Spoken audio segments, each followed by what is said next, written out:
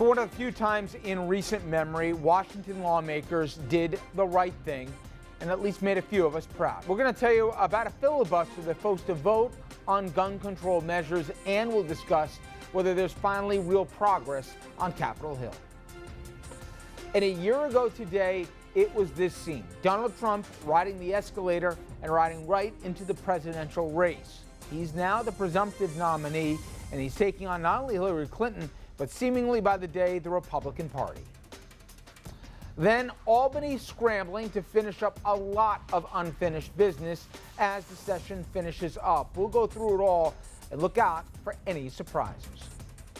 Good evening, everyone, and welcome to RFL. I am Richard French. An extraordinary day and night in Washington. Senate Democrats endured a 15-hour filibuster that ended before dawn this morning. It was led by Connecticut Senator Chris Murphy and also capped off by this emotional plea. I want to introduce you to Dylan Christopher Jack Hockley, who in this picture is age 6. Dylan was struggling with autism as a student at Sandy Hook Elementary School, but he was a special boy who is going to turn into a special young man. He idolized his brother Jake, but he idolized someone else as well. He idolized a woman named Anne Marie Murphy. Anne Marie Murphy was his special education teacher and his personal aide. When Adam Lanza walked into that classroom and aimed his military-style assault weapon with clips attached to it holding 30 bullets, Anne Marie Murphy probably had a chance to run or to hide or to panic. And instead, Anne Marie Murphy made the most courageous decision that any of us could imagine. Instead of running, instead of hiding, instead of panicking, Anne Marie Murphy found Dylan Hockley and embraced him. You know why we know that? Because when the police entered the classroom, that's how they found Dylan Hockley, dead, wrapped in the embrace of Anne Marie Murphy. It doesn't take courage to stand here on the floor of the United States Senate for 2 hours or 6 hours or 14 hours. It doesn't take courage to stand up to the gun lobby when 90% of your constituents want change to happen.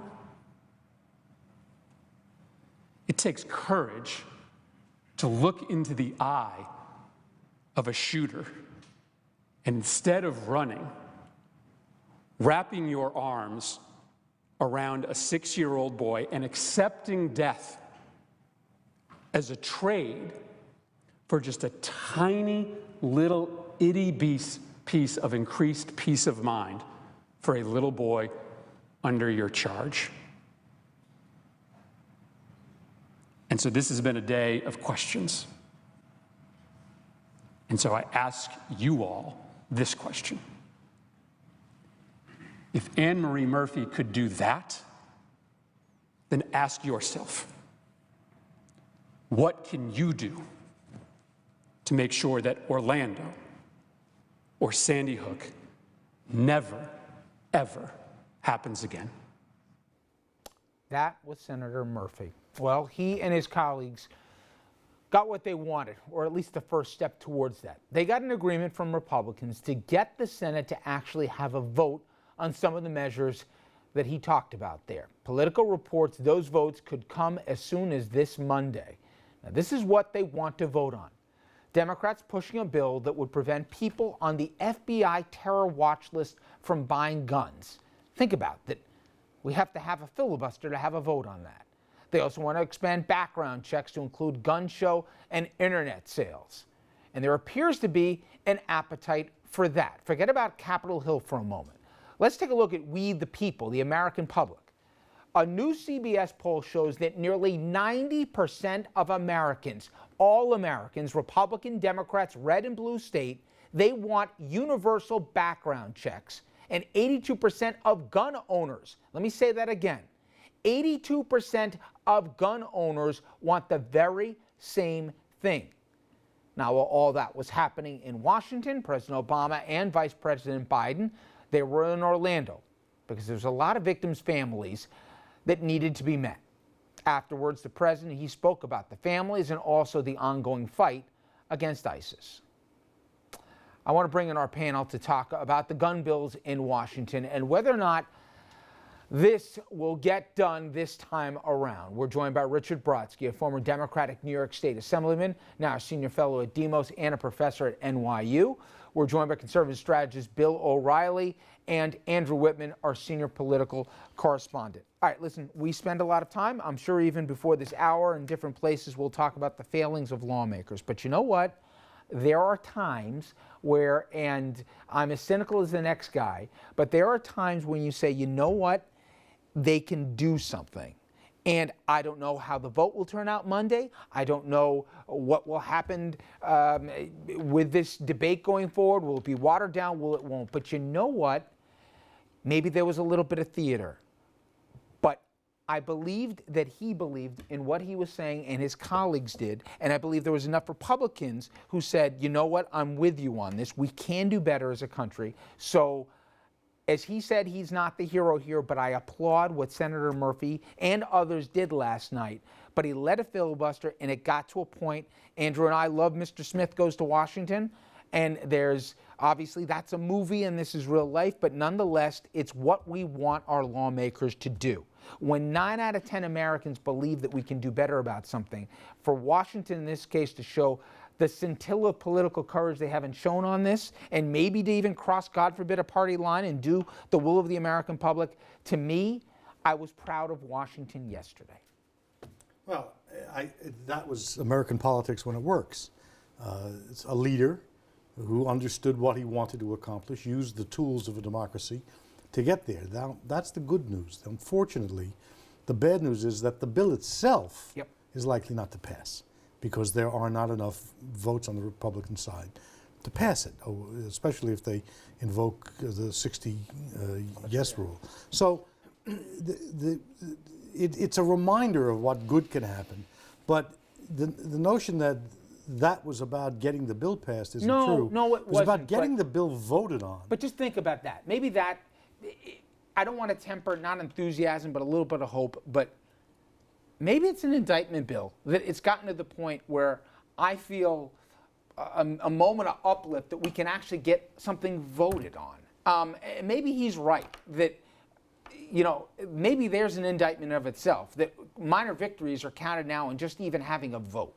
Yeah, I mean, I thought it was a remarkable speech, and Murphy certainly puts himself on the national radar. I don't mean in a crass political way, but that is Mr. Smith Goes to Washington look. It was a great speech, and those remarks that you cut to were just killer. I mean, that's rough stuff. I don't know at the end of the day, even if the bill passed, whether that actually prevents any violence like this. But it is a step. It is a saleable step. I think Republicans would be wise to put that on the floor. It should pass, but at least take an up or down vote on it. It's same thing happened after San Bernardino, and the bill didn't pass. I know the bill didn't pass.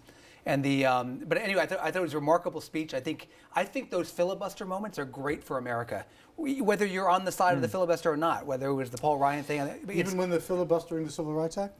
No, I think the filibuster. No, I love the filibuster. I do. I think it's great. The longest filibuster in Senate history is Strom Thurmond. Yeah, trying to stop the 1957. And you know what? And he failed it. But it's pure position. It's pure passion. He succeeded in 57. But I think the point of the filibuster, yes, was to try to get the votes, which they're going to get on Monday. And yes, there are two competing versions of the terror watch list ban.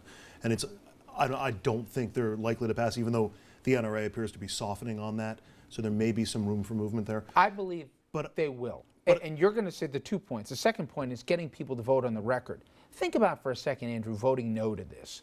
There's certain places it's going to work. But you can rattle off a handful of names in states that are swing states right now. Sure. Well, that's a tough explanation to go back and say no. Absolutely. But that's why I was actually going to say I think that this rallies attention among the public.